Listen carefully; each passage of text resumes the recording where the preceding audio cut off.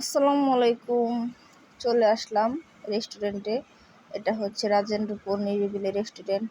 দেখেন, রেস্টুরেন্টটা ফাঁকা ছিল। আমরা একটু সন্ধ্যায় গেছিলাম, এর জন্য খুব বসে বসে খাবারের জন্য ওয়েট করতেছে।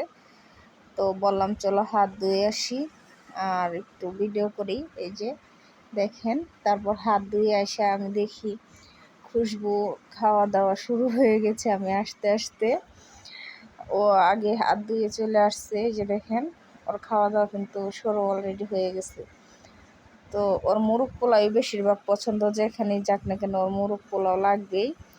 তার সাথে নিলাম আমরা নান রুটি আর হচ্ছে গিরিল। আর আমার জন্য মোরগ পোলাও নিচ্ছিল।